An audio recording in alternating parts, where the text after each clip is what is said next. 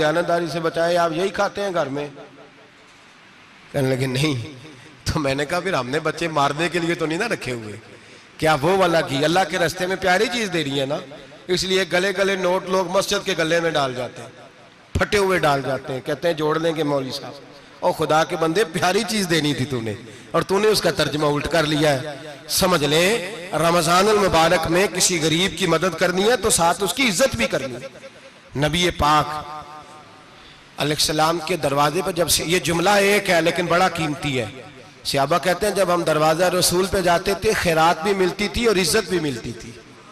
खुद भीख दे खुद ही कहें मंगते का भला हो, खैरात भी मिलती थी और इज्जत भी मिलती थी। नबी पाक साथ इज्जत भी देते थे, मिस्कीन को गरीब को दें और खैर खाई करें।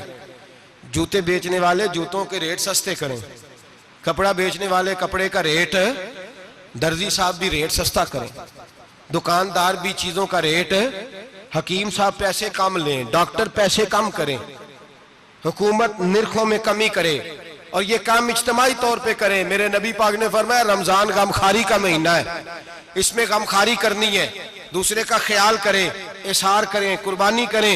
यहाँ हर चीज का रेट बढ़ जाता है रमजान शरीफ में। हर आदमी कहता है मेरा सीजन आ गया है, तवज्जो बढ़ाएं, ख्याल करें, गमखारी का महीना है। और फिर आप लोगों से ये भी गुजारिश है कि रमजानुल मुबारक का जब महीना आए तो जिस आदमी के साथ नेकी करनी है वक़्त पे करें। किसी गरीब को पैसे देने हैं, कपड़े देने हैं तो यकम रमजान को दें। मैं अक्सर दोस्तों से पूछता हूं, मैं कहता हूं कारी साहब ਨੂੰ जोड़ा कदों देंदे हो? कहते 27ਵੀਂ वाले दिन। मैं क्या मैनू लग गई समझ, ਤੁਹਾਡੀ ਸਾਜ਼ਿਸ਼ है कि ਜਿਹੜੇ ਸਵਾ ਕੇ ਪਾ ਨਾ ਲਵੇ। ਐਵੇਂ ਮੌਲਵੀ ਚੌਧਰੀ ਸਾਹਿਬ ਦੇ ਨਾਲ ਦੇ ਕੱਪੜੇ ਪਾ ਲੇ ਤੇ ਕਿੱਥੇ ਲਿਖਿਆ ਇਹਨੂੰ ਦੇਣਾ 27ਵੀਂ? ਤੁਸੀਂ ਦੱਸੋ 27ਵੀਂ ਵਾਲੇ ਦਿਨ ਕੋਈ ਦਰਜੀ ਸੀ ਕੇ ਦਿੰਦਾ?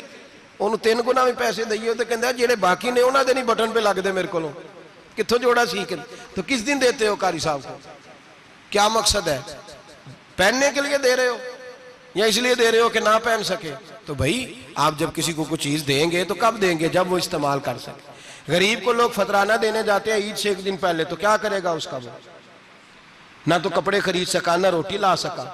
बल्कि मेरे हजरत साहब फरमाते हैं रमजान से पहले दे दो, रमजान की नीयत करके रमजान से 1-2 दिन पहले दे दो, अल्लाह रमजान जितना सवाब ही अता फरमाएगा। रमजान से पहले दो जिसको कुछ है दिन, कबल अज़ वक़्त तैयारी करो। और मेरे किबला साहब फरमाया करते अपने कपड़े बाद में, गरीब के बच्चों के कपड़े पहले, अपने घर की जरूरियात बाद में, गरीबों की जरूरियात इसलिए कि अल्लाह पाक ने उनका रिज़्क़ भी हमारे घर भेज दिया। हमारी ड्यूटी लगाई है कि तुमने बांटना, बांटने वाले बनो। और ये ज़हन बनाए कि पता नहीं किसका हिस्सा था जो अल्लाह ने मेरे घर भेजा, ये ज़हन बना के बांट। और जिसको देने जाए, हाँ आपको इजाजत है थोड़ा बहुत पता करने की, लेकिन थोड़ा बहुत तफ्तीश करने की इजाजत, बाल की खाल उतारने की इजाजत। मैंने देखा है लोग गरीबों का इंटरव्यू लेते हैं, तेरा तो फलाना कमाने वाला नहीं, तेरा तो फलां बच्चा। ओ भाई बहुत सारे गरीब ऐसे हैं, बड़े हैं जो कमाने की कोशिश करते हैं लेकिन उनका सबब नहीं बनता। हाँ हाँ है ऐसे लोग जो सऊदी अरब चले गए हैं, कहते हैं तेरा तो फलां बाहर नहीं गया है, गया है, लेकिन सारे सऊदी अरब जाने वाले भी माल कमाने की ताकत नहीं रखते। कई वहां भी बैठ के बेचारे कर्जों में उलझे हुए हैं, वहां वालों के जुल्म का शिकार है, बहुत सारी आजमाइशों में। तू तफ्तीश करता है। मेरे इमाम शाफी का एक जुमला अगर आपको याद रह गया तो बात बन जाएगी। इमाम शाफी रहमतुल्लाह, बल्कि हजरत गौसे आजम जिलानी के पास वो बात आपको ज्यादा फायदा देगी। हजरत गौसे आजम जिलानी को उनका एक मुरीद समझाने लग गया, कहने लगा हजरत जी आप सबको ही देते रहते हैं, हर बंदा मुस्तहिक नहीं होता, जरा टटोल के दिया करें। तो गौसे आजम जिलानी फरमाने लगे भाई मुझे तो लगता है तू भी उन चीजों का मुस्तहिक नहीं था जो अल्लाह ने तुझे अता कर दी है। पहले तू बता, तू मुस्तहिक था? तुझे अपनी हैसियत औकात का पता है जो अल्लाह ने तुझे दे दी है? ताकत थी, क्वालिटी थी, तेरे अंदर वो सलाहियत थी। रब ने तो नहीं तेरी तफ्तीश की कि तू काबिल है कि नहीं, तू अल्लाह के बंदों की तफ्तीश करता पड़ता है। इमाम शाफी फरमाया करते, इमाम शाफी फरमाते रब तुझे परख के नहीं देता, टटोल के नहीं देता, रुसवा करके नहीं देता। तू गरीबों के साथ ये सारा जुल्म क्यों करता है? बस पता चल गया वो जरूरतमंद है तो दे, इसलिए कि अजर तुझे गरीब ने नहीं देना, अजर अल्लाह ने देना है। और अल्लाह अजर अमल पे नहीं देता, अल्लाह तो नियत पे अजर अता फरमाता है। तो नियत देख तेरी किस तरह की। तो मेरे भाई गरीब को दें, कबल अज़ वक़्त दें। रमजान मुबारक में चौथा काम, बात आखिरी और चौथा काम सुने, रमजान में दीन सीखें। शैतान कैद होता है ज्यादा से ज्यादा, और जब आदमियों का पेट खाली होता है ना तो ज़हन जो होता है ना वो भी उसका फ्रेश होता है। उसमें कोशिश करें दीन सीखने की। मेरे नबी करीम सल्लल्लाहु अलैहि वसल्लम ने इस दीन को इल्म का दीन करार दिया है, शऊर का दीन करार दिया है, फहम का दीन करार दिया। नबी पाक सल्लल्लाहु अलैहि वसल्लम ने फरमाया, एक इबादत करने वाला इशा के बाद खड़ा हो और फजर तक नमाज पढ़ता रहे। एक आलिम दीन इशा पढ़ के सो जाए, उठ के फजर पढ़ ले, तो वो 70 इबादत करने वालों का दर्जा ज्यादा नहीं, आलिम का दर्जा फिर भी ज्यादा है। उस आलिम दीन का दर्जा ज्यादा है, इसलिए कि वो लोगों को आगाही देता है, शऊर बख्शता है। ये दीन जो है ये, और नबी पाक सल्लल्लाहु अलैहि वसल्लम ने फरमाया, इबादत करने वाले पर आलिम का दर्जा उतना ही ज्यादा है जितना मेरा दर्जा अपने गुलामों पर ज्यादा है। आलिम को हुजूर ने इतना बड़ा मकाम दिया। दीन सीखें, शऊर हासिल करें। ये फकाहत का दीन है, शऊर हासिल करने का दीन है। और नबी पाक सल्लल्लाहु अलैहि वसल्लम ने फरमाया, दीन की एक बात सीख लेना 1000 नफल पढ़ने से ज्यादा दर्जा रखती है। दीन की एक बात सीख लेना 1000 जनाजे में शिरकत से ज्यादा दर्जा रखती।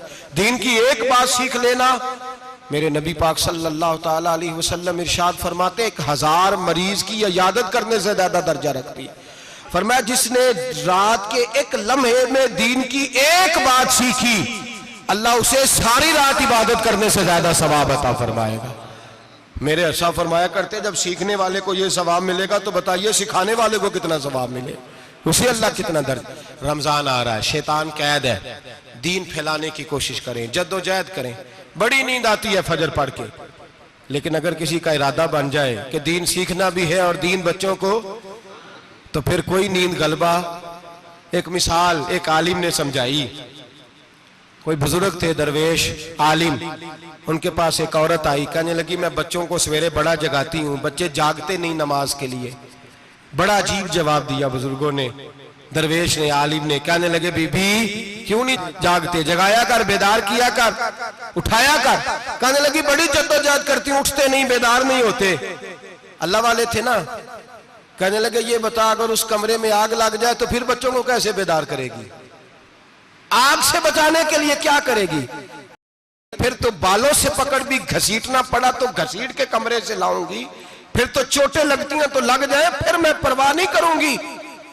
आप फरमाने लगे, यूं समझ ले जहन्नम की आग जल रही है, अगर तेरे बच्चे ने नमाज ना पढ़ी तो आग लग जाएगी, अगर इसने इबादत ना की तो उसे आग, अब जैसे भी तुझे उठाना पड़ता है उठा घसीट के बाहर ला, लेकिन उसकी नमाज कज़ा।